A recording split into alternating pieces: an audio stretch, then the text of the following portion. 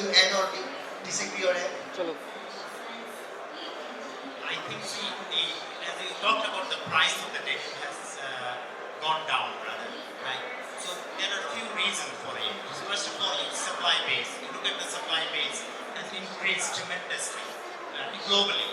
And second, we are offering it too much to our customers. If you look at 10, 15 years from now, how many choices you had for a denim pair of denim, and now how many you have, right? So the supply base is huge. The choice from the customers are in plenty, and there are technology who's driven the cost down. Don't tell me that you have an expensive washing machine. You just told me 1 crore, how much? 50 lakhs taka one machine cost, but it is technology. So technology is helping to drive the cost down, and then also the knowledge. How much I knew 15 years before, and I now know more. So it is the technology, it is the people who are driving the cost down, and also at the same time, the demand versus supply base is more. We have more choices. Look at an online web page portal. You have plenty of offers in terms of fashion, in terms of your choices of fashion. You have many. 15 years from now, before, you had only a pair of jeans, very basic wash. Now you look at any customer's web portal. You have 20 different design, 20 different wash, and before 20 different fit. It's also fit concern what kind of fit I. So I think that's also the reason the costs are coming down. And then as a manufacturer, if I ask the question of Mr. Kamal, there has been always a conflict that manufacturers are constantly investing, but customers are not paying price. This is the complaint from the manufacturing side, and the customer said, hey look, I have to also survive in my market to give them the best offer to my consumers, right? So it is absolutely, you have to evolve with the changes. Fantastic. Can I come before you then? Yeah, some are clapping. Okay. But I would call it something called isolation paradox. Isolation paradox. When I was in university 30 years back, we were told by the professor of economics that if you have a garbage lying here, everyone thinks that 99 other people in the other room will clean and clear that. And the 99 people actually are thinking that someone will clear that. Are we really suffering from an isolation paradox here? Because what you are saying is absolutely real. The customers, consumers back in Europe, for example, please don't get me wrong, are also very environmental conscious. So where is it wrong that when my son, who is very conscious, who is very careful, and tells me, Dad, you need to go vegan. I said, why? Climate change. But why, in terms of picking that price, paying that price, they don't behave rationally? Are they rational or irrational? Can someone tell me? Because if you have to talk about beyond business, I think let's hit on the nail. Yeah, we'll come back to you. Just please bear with us. Is there someone from Vasa Denim? No one. Back to you.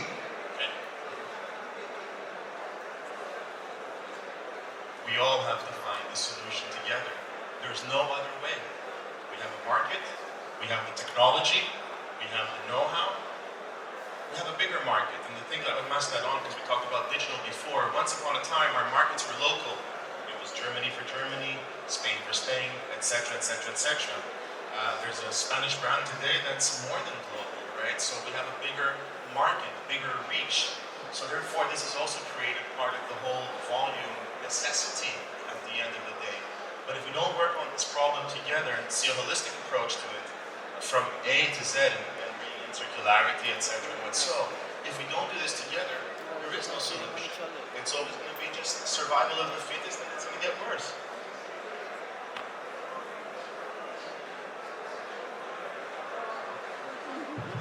I'm looking to you, ma'am. Can I have you here? Yes. Because Bangladesh is a big market for you, for Tonello, if I'm not wrong. So, sorry for putting you on the spot. Get ready, who might be the next one here? So the point is that, what would be your take on this? Because when you ask them to go for further investment, and please don't get me wrong, please correct me if I'm wrong. I mean, gradually you will have to go for, 0 liter 0-liter version, etc. So we are going, I mean, technology-wise. But then at a point, they will be coming, you'll have the fantastic, very high-cost investments. But if the market remains still non-responsive, where are we going? Yeah, not so easy. The point is this, that it's a matter of investment. Also for Tonello, since 1970, we invest a lot in research. We invest a lot how to reduce the water consumption, energy. Also in the time that I remember well, the customer answered me back, I don't care about water, it's free for me. On that time, when I started to work in Tonello 16 years ago. So we always believe in invest and find a solution to create a technology that can reduce the consumption or can be more responsible. So I understand what you say, Tonello. It's not a cheap machine, everybody knows. But can give a lot of advantages and can work for 30 years, for example. So also the ROI is incredible. We all invest. As a Tonello, we invest in Italy, and of course here in Bangladesh because we believe in this country, strongly believe. And for you, it's a matter of investment in the best technology, in my case, or in the right fabric or assessment or knowledge to improve this market. No. Have you heard of this expression, in the long run we are dead? In the long run we all are dead. King said almost 100 years back. In the long run we all are dead. Remember this. So the question is that when we go for long-term investment, how long? 10 years is also long-term, 10 years is also short-run. So the question is that when you're making that investment and technology is coming again, you have to go for new technology. So it's a continuous battle and you take a lot of risks. I'm looking at every one of you, Javier including. So because she's the one who's providing, please feel free. I'm actually probing you, please speak up. Thank you very much. I think we are discussing something, two words like very important and relevant. One is responsibility, another one is sustainability. So responsibility comes from what? Like, this is my personal experience, personal feelings. Because things are running, everything is smooth. If everything is smooth, if you are getting no matter where it is coming from, sometimes, like we have been discussing pair of jeans, the price, it is surprising. We ask how they are selling. Just yesterday or today, I got one message. Some customers selling t-shirt at €2. Polo shirt, €4. So it's surprising, not even the manufacturing cost. Where is the manufacturing cost? Is somebody doing something else? So my suggestion would be, if you talk about responsibility is constant in saying we all together have to work. Now we are not working. I'm very specific. Nobody is working because demand and supply is saturated. Demand and supply is so ample. Nobody is bothered. I don't want to put my head against the wall that why I should. Since my purpose is served, then I don't want to put my effort. That is what I feel exact situation we are in. Sometimes, as you say, that yes, living dead. The end of the day will continue. Maybe 100 years will die. Sooner or later we will die. Exactly that is what we are going through the process. Maybe it is like one of my friends, long time back, he said, you see the ceiling fan. When it is on, it is moving. You see there is no hole. You put the switch off, let the fan be off, then you will see how big the holes are. Now, sustainability, responsibility towards sustainability. We are discussing this in terms of everything. Even sustainability, organization, sustainability, natural resources, sustainability, management. everything is there. So end of the day, if business is not sustainable, if we don't put our effort, if we don't study today, maybe solution is not today. I agree with Constantine that we are all into big problem, price challenge, everything is increasing. Now my question is, but YKK is asking for upcharge, buyer agree. When fabric mill asking for upcharge, buyer agree. Everything comes to the end, when it is about garment manufacturer, CM, buyer don't agree. Now, what is the reason? Reason is one, that because if I am not agreeing, maybe Mr. Rajiv is agreeing. End of the day, customer need to meet their price challenge. That is the situation we are in.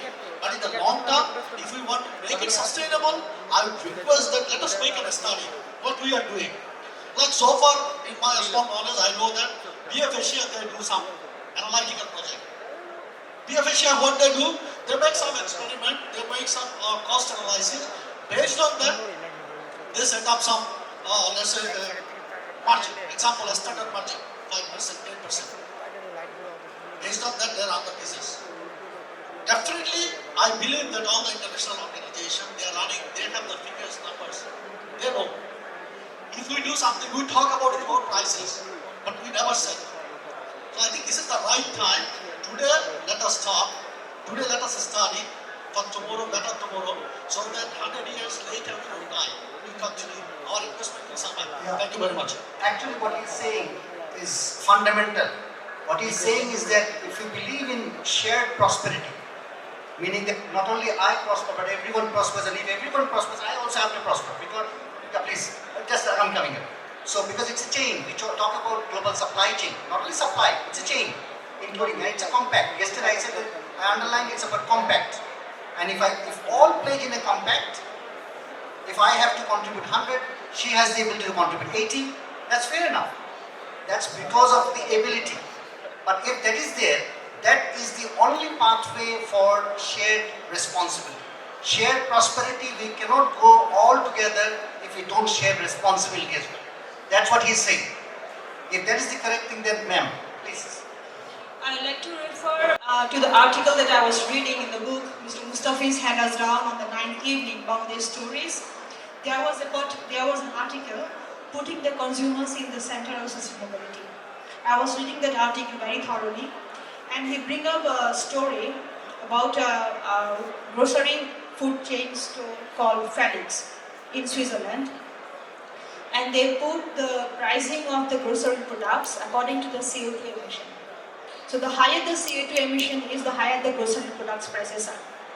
So without the retailers changing the perspective of how they're pricing the product and the impact, it's very difficult for manufacturers to adjust to the need of the global sustainability requirement.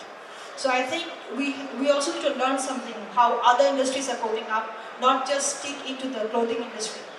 Because clothing industry has the highest impact on, second highest impact on the environment, according to the lot of study has indicated. So if this is the second highest impact on the global environmental issues, then this is a very important industry that we really need to look at the retail landscape, how we can address to the need. And secondly, from the manufacturer's perspective, as a manufacturing country, we also should not be complacent about our own situation as well. If we compare Bangladesh with other manufacturing countries like Indonesia or Vietnam, if we talk about two countries who are also very strong in denim, how they are manufacturing, how they are managing their cost, because I have a working experience in Indonesia for a couple of years. I have the direct experience of working in Indonesia and in Bangladesh. I have the experience of pricing strategy, efficiency, skill set, and the machineries. So I can see the difference from my very personal experience. So there are also room for Bangladesh for improvement as well. Why not we open up some discussion if there are anything to be improved from the manufacturer's perspective, or our efficiency or the skill set, or anything can be done. Because as we know, for the retailers, this is a huge cry for retailers as well. We are in the front line warrior. We know how the difficult it is for retailers to increase even 5 cents or 10 cents or $1. It's totally very challenging. Are we very complacent? let's open up the discussion on that direction as well. Interesting. The question is, are consumers complicit or are consumers indifferent? Are consumers responsible? I'm saying all the difficult questions. I hope I'm not wrong, but these are open questions. And frankly, if you accept that all of us we keep on pushing the envelope, but then we don't go to the prophets, meaning the consumers. We say consumers are king. Fair enough. But if you don't tell them, and because of their non-response, if then the risks keep on rising, and obviously carbon footprint is only one part of it, then where are we going, frankly? Can I just hold on if I can? Yes, so how can we measure the carbon footprint, for example? There are possibilities to measure the real carbon footprint per every garment. But we all have to work in this direction. There are software that can be connected with the machine and can tell you in real time the real consumption, the real carbon footprint, the energy. The point is, we need also a third part authority that tell us what is good, what is not so good, how we can improve it.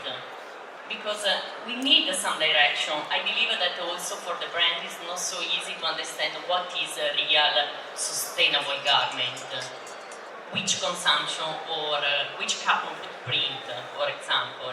We have a tool that we can use. The problem is that we are not so ready to use it. And also the consumer, of course, need to be, we need to tell them, we need to teach them. Again a question. I mean, no one knows the answer. Will educating, making the customers aware, consumers aware, will it solve? But I think that's beyond the conversation. I just want to add on Ali's point that first of all we have to do the proper marketing of our product that we are making a sustainable product. We have to tell the message to the end consumer. This is one. Second, all these, that's why you can see in Europe the slow fashion is getting popular, right? People are more aware. The next generation is aware where and how their garments are produced and made. So if you can actually aware them how and where it is made, and first of all, what she said, it has to be measurable. Every sustainability initiative that you are in your manufacturing plant or washing plant, it has to be measured and it has to be transparent so that the consumer will know what they are paying for. Please correct me if I'm wrong. Consumer has to know what they are paying for a slow fashion product, for a sustainable product. Interesting question. I can only tell you my story.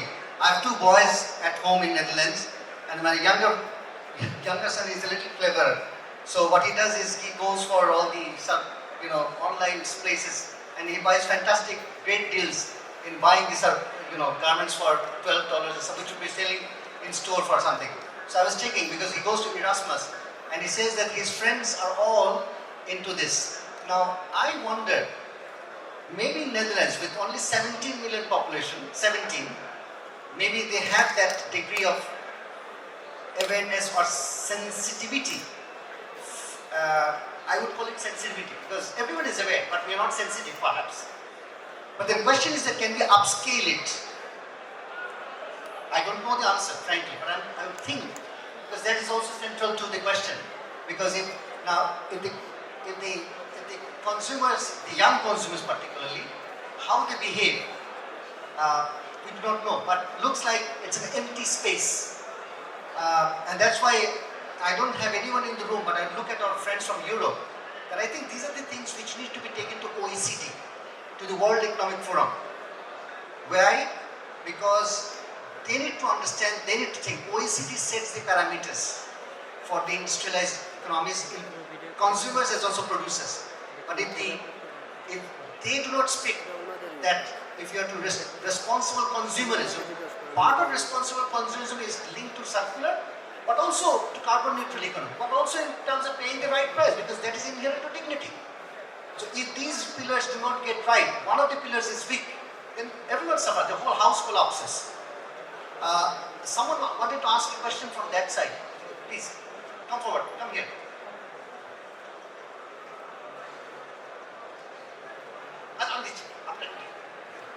What's your name?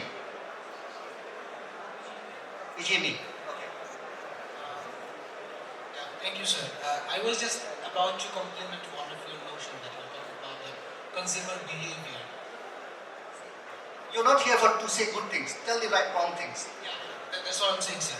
I want to refer from one of the articles that I've written in Draper's magazine, the Draper's fashion magazine. So they do a survey, and the survey says that 25% of the millennial consumers and around 45% of the Gen Z consumers, they always look for products with less environmental footprints.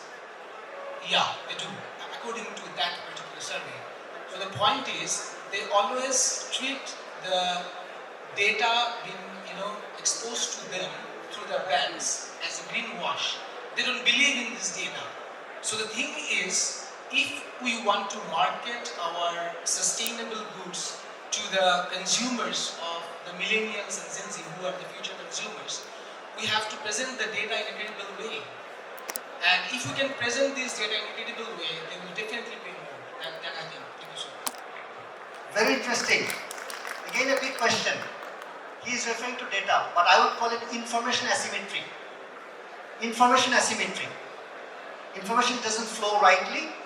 It's asymmetric not only in Bangladesh, even in Europe. Question is that, I'll look at you. Do you think that if we correct information asymmetry, the consumers will behave responsibly? Just take a, what do you think? Maybe Javier. This one is, well, it's very interesting again question regarding the new generations and the way they feel about the future they are expecting. It's basically their future is in our hands. So this is something we need to assess and evaluate. Honestly speaking, I don't see so many differences if the young generations are based in Asia, in Europe, in the US, because now all this technology advance, it's very difficult to differentiate if the young guy is sitting in Dhaka or in Philadelphia. Of course, in Philadelphia or in the Western countries, you may have more choices because Bangladesh is still in development stage. But the attitude of the final customer is very difficult to predict. I don't know how to put it. The way is up to us, not the brands or the manufacturers. The mature people, to train them for the future as well. They will probably enjoy something that we will never enjoy. As you mentioned, we all, that's the way, unfortunately. But at least we need to give them some hints for the future. Again, I fail to answer your question. That everybody is investing on the sustainable product or sustainable industry, right? So the first thing we need to do is to digitize the entire supply chain that you have. So digitization is must. Second is the transparency. The customer and consumer should see through the digital platform that how you are making the product or how you are making it, what score it is having in terms of carbon footprint or in terms of water reduction, in terms of carbon emission. Everything has to be digitized, transparent, and also relayed to the consumer. And I'm definitely sure that the generation will pay for it, or they are definitely going to buy that product. Very interesting thing. I can tell you, I'll not name, but Mustafis, you'll know who I'm talking about. I was in Sri Lanka. Very interesting, I can tell you. I walked up to the residence of one of the top fellows, some of your friends maybe. And I look at his dining room and I saw he was doing the pricing on a whiteboard. So I asked, what is this? He said, I'm very transparent with my buyers. And the buyer is a big name in the US. I said, but I'm curious, how to do that? He said, look, I tell him from my factory, from the start, This is up to here. This is my profit margin as well. So I'm very transparent. So I said, does it really work? He said, it works. Because then end margin, I negotiate with him. So remember I said Sri Lankans perhaps negotiate in a very different way. My question to my own self, including to you, I don't know the answer, no, I think. So if you become transparent, do you think that the buyers, the market will respond the way you expect? If you meet the expectation of the customer in terms of But the complaint is that buyers play in between the customers and manufacturers. no, the buyers stays in a competitive platform. They need to actually manage both. They need to make sure they get the best product out of a most competent manufacturer, and they give them the best price value to its consumer. So of course, there has to be a bargain point, and they have to deliver the best cost of it, and the profit has to be there. Thank you very much. Rajiv was saying actually he is acting as a buyer role. So actually who will do digitalization? Who will give the service to consumer level? Me, manufacturer, I am doing all the transparency, all the traceability I have. I am showing open costing. So what else I have to do today? I am doing my level best. I am giving the EMA score also, if I am not wrong, from the washing plant. So actually, yes, we do agree. Today, we are manufacturing jeans. We have a supplier, fabric we are buying from there, accessories we are buying from outside, and we are sourcing our chemicals, and we are sourcing our other things also from outside. So yes, you see, to serve the customer, we are trying to match customer requirement as much as possible with the traceability and transparency, because nowadays no one is there who can hide his prices. Everything CM everyone knows. My wash was everyone knows. I am also. We are talking about actually 3%, our 3%, 4% profit. So yes, now today sustainable product I am producing. I am giving the EMA score. I am giving what chemical I am using, what water ratio I am using. Everything I am doing. So is this which responsibilities to go to consumer and come back, feedback from there, where it can help us to survive or sustain our business. Great. One thing actually, it is very true. Actually, Mr. Rajiv said that in the view of the buyer side, Mr. Kamal actually said the supply side. That is true because when actually the buyer, every buyer wants to, the breakdown of the price. But when the machineries and the chemicals is coming from the Europe to sell the machine like Toledo, we say that give me actually why you are charging more? The machine price is $100,000 or $50,000. To give me the breakdown. No, why I am giving you the breakdown? Because actually when you buy the garments from the Bangladesh, it wants everything. The breakdown, the yarn price, dyes, chemical, knitting, this and that, everything actually you want. But when you sell the garments, so that actually you are not willing to give me anything. Number one. Number two, when actually they come to the Bangladesh and say how it should be fine. But one thing is different is when you sell the garments and chemical, you tell them actually this is the environmental free, this is the friendly, the water, energy savings and everything the fees that they actually show. But when you buy the t-shirt from the Bangladesh, the price is low. So there is no balance. High price and low price, so there is no balance in there. So I think, and one thing you see that when the garments, the CM and wash press in the Turkey Is inherent. We can't diagnose why, but then GLAT is also responsible within Bangladesh and globally. But is there any way to solve it? It's an open question. That's to be debated. Is there any question, probing, burning question from anyone in the... Yeah, please. Ma'am, would you come here? You have to take off your mask because we can't recognize faceless people.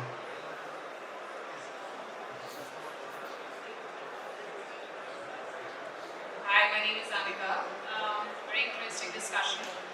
I have heard the numbers in terms of consumption for denim. So, two questions.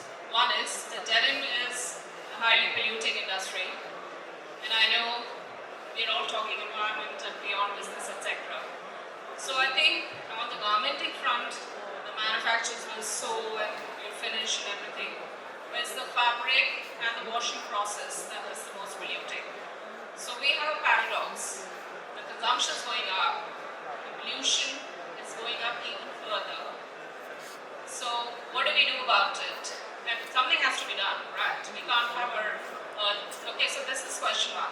Question two is, with the increase in demand that is coming for denim, I know Bangladesh is totally geared up, but I'm on the buying side, so it'll be pretty interesting to know what kind of advanced planning is being done. I mean, what is the projection on denim manufacturing in the next 3-5 years? Good questions. Who would pick up? Anyone? Feel free. The first one is quite a burning one. I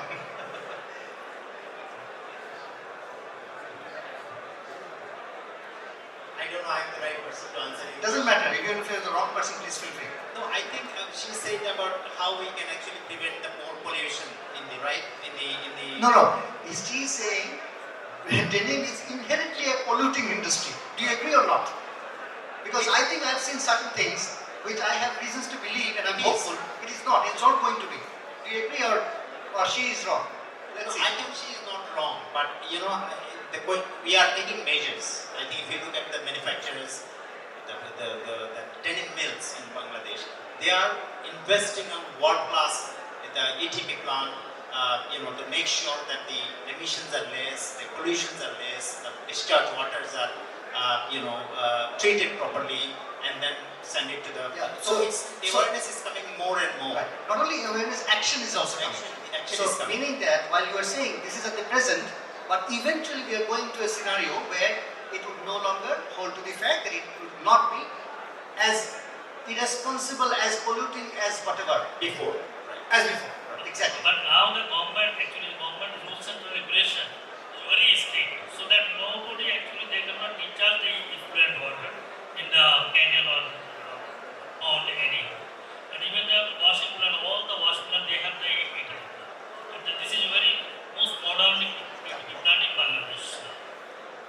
Fine, I would say Now, preparation. can you respond to what second question? Yeah, I'm talking to that.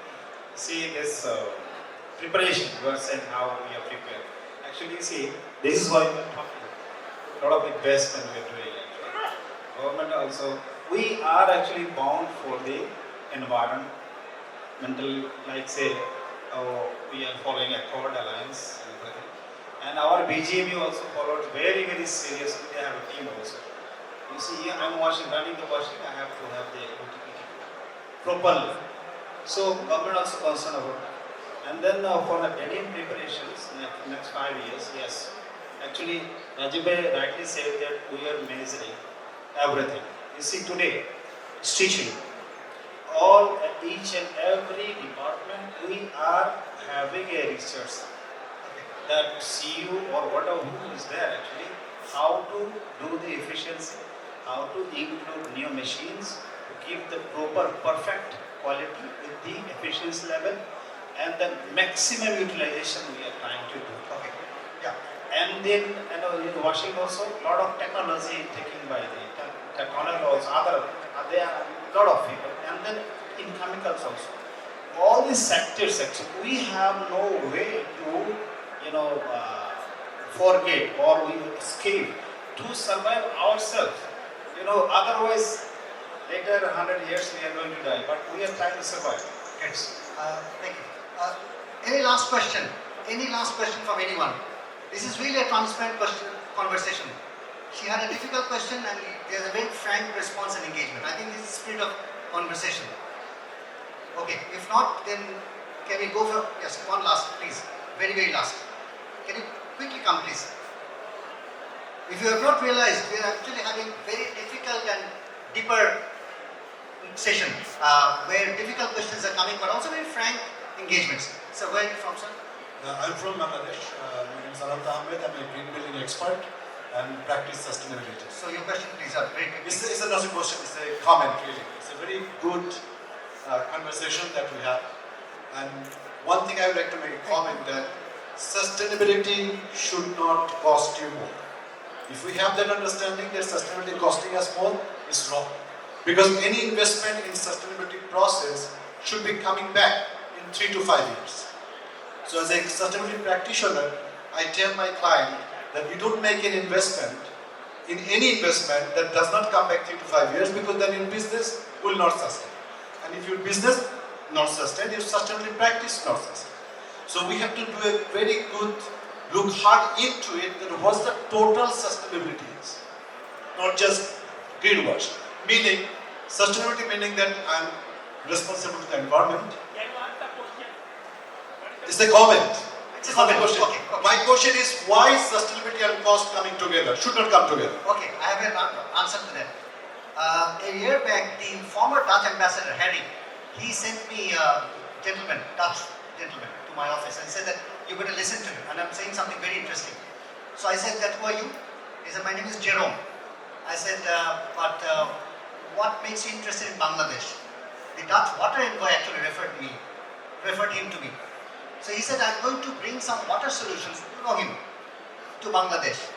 I mean, whether you agree with him or not. So after listening to him for half an hour, I said that, look, don't go to Bangladesh and preach to all of you about sustainability. If you can convince me that sustainability will improve my balance sheet, so I said, start from improving the balance sheet first. If that is where the numbers getting right, short term and longer term, so then you bring in sustainability sort of not through the back door, but actually alongside. That's what he's saying. So sustainability and not cost effectiveness, what do you say? I don't know. I mean, costing has to go hand in hand. That is the main point. So if sustainability comes sometimes with the prescription, sense of prescription, then it makes it difficult. I think no one can dispute that. So, but for that to make happen, for that to come true, everyone will have to understand, be sensitive to each other. The bankers, financiers, the brands, all in the chain. Sometimes, frankly, I find it missing. Actually, some in the chain are not responsive, then the whole chain suffers. So on that note, I think we have had 1.5 hour conversation. So I can fairly well bring it to a closure, Mustafiz. And before that, thank you everyone. I don't know whether you realized we had actually a very difficult conversation. Difficult things came out. There may not be anyone from the government. I belong to the government though. But I think we need to do justice. This is the beginning of conversation. I really request all four of you, not excluding yourself, that you need to speak up. Because these voices are not heard in Europe and otherwise. If it remains confined in the room, then it's not good. So please speak up, so that through your friends and others, you make them heard. So that it doesn't, disappear in obscurity. That it doesn't end with this evening. It needs to carry through. I mean, for me, it's a very difficult word. But when I go in Europe, in Netherlands, I always find the labor unions coming forward. That's true, they are a genuine stakeholder, but together with them, next to them, you all should tell your stories and your voices. But to be honest, you don't speak up. Again, isolation paradox. So on that note, I think a last minute thing is that thank you very much. Mustafiz, you dragged me here for the second time, you'll have to pay me for that. But thank you very much for each of you for being with all your patience. It's not easy. Some of the very, very difficult issues came. You may like to hear later, because I think they spoke some fundamental issues. But so that beyond this evening, these you need to really advance. Not in acromas. This is not an us and them conversation. It's not a conversation between she on the other side or you all and you all on the other side. But it needs to be preached. That preach is not coming through. So thank you very much everyone, and with that, Mustafiz, over to you.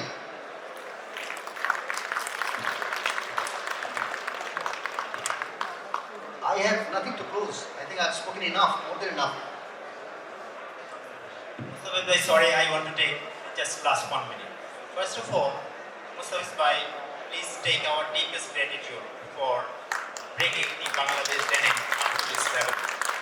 See, we have started with that cotton sewn knit, right? Knitwear industry, woven industry, long before, in 80s and 90s. But we haven't heard the success story as the denim has been today. And it is only because of the gentleman he has actually said into the world that what we have achieved. I want to know that can we clone Mustafiz? Can we clone you to actually market our achievement in woven, in knitwear, in sweater industries, that what we have done. We have the finest setup in the world now. If you talk about the best woven mills, we have sweater factory, the best compliant factory. I have been to hundreds of factories in the country. Why not we are speaking up like a show like this and tell the world we have achieved. Combine not only denim, woven, sweater and everything. I hope there will be more Mustafiz will come forward and tell the world what we have achieved so far. These gentlemen are so proud, they have invested so much, they have given their life to the factories. I want to really feel proud of them, and you know, Bangladesh, that is the reason Bangladesh has become the destination of choice for the customers around the world. Thank you. Thank you so much. Closure, but he's now exciting and firing it up. Let me now tell you three things. 2012, my reporting boss is the foreign minister. 2012, 10 years back, somewhere in Asia, I told the foreign minister, Dr. Dipu Moni, that madam, we have a problem. And I think I need to say it in Bangla. I said, sorry, I'll tell you to translate later to get a punch. I said, madam, দুনিয়াতে দুই রকম লোক আছে। একরকম লোক আছে যারা 90 করে 10ও দেখাতে পারে না। আরেক রকম লোক আছে যারা 10 করে 90 দেখায়। আমি কি বুঝাতে পারছি আপনাদেরকে? Right. Yes, you are right. Now you're talking about cloning. I think someone should translate later to our foreign friends. You're talking about cloning. Cloning is possible, provided under the assumptions, provided you throw your jacket out. Are you ready for that? Provided your wife and children are going to be complaining about you. Are you ready for that? Provided you take risks and uncertainty. No, I'm not joking. I'm serious. This kind of affair takes hell lot of risks. I know that on the other side of the room, of the world. How many of you will stand shoulder to shoulder with this man? Not so easy. Take it from me. And I'm not making this hurt in the room. I'm saying beyond the room. I know that because, listen to me, I have worked not as a civil servant. 2013 onwards, when Rana Plaza happened, people used to joke that I'm the DG Rana Plaza. And I sat in the negotiating table. I sweated. আমি ঘেমেছি. But I didn't find anyone there at that time. Where was the industry then? I asked them, give me a briefing on fair price. What is your understanding? I didn't get it. Why didn't I get it? After 10 years, that's an open question. Is the industry united? Is the industry cohesive? Not so. So when you're looking at the cloning, also look at the bigger picture. I'm sorry I'm saying very unkind words, but these are the bleated truth. And I don't have any hesitation because I'm an ambassador. I'm shoulder to shoulder with you. I know that you take risks. I also need to take a lot of risk. In the risk that I'm speaking of the truth. So we need to really look at the mirror, not the glass. That's possible. So on that note, I really salute each of you, not only you, but also, let's bring it closer. Each of you, thank you. It's been very interesting, candid. As I said, no, you will not talk as well. You've done enough of talking. Thank you very much. And with that, my respect and applause to each of you for making your contributions and speaking the truth. I also said something, don't go back with that. Thank you.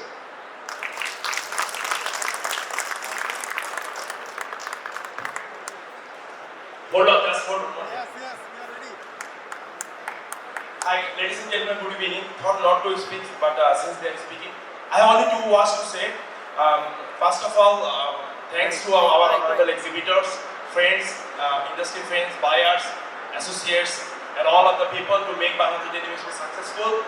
I would like to say that this time Bangladesh Denim Expo is the most successful event from all over the event we have done. And I just want to say thank you to all of you. Please put a big clap for my team who worked very hard for that, make it happen. You may be seeing, I would like to say, you may be seeing behind me Mustafiz, but it's not Mustafiz. Trust me, It's not Mustafiz. Behind Mustafiz, there are thousands of Mustafis is there. Maybe they are not speaking up, maybe they are not showing up, maybe they are not coming up. It's not Mustafiz. Definitely I have a big list of people who is supporting, and that is why this show is happening, and that is what is happening. And giving the speech of the ambassador, the united community and Whispering, definitely the industry is united. I can say, I'm not into any politics, I'm not into any association, I'm not into anything. I can say, in my activities, I get a united industry. I get full support of the buyers, full support of the manufacturers, full support of whoever working in either in a factory, either in buying house, maybe because of their position, because of their roles, responsibility, they cannot speak, they cannot come out. And I would like to say big thank you to those people. I cannot mention their name, but I know I am not alone. Thank you so much.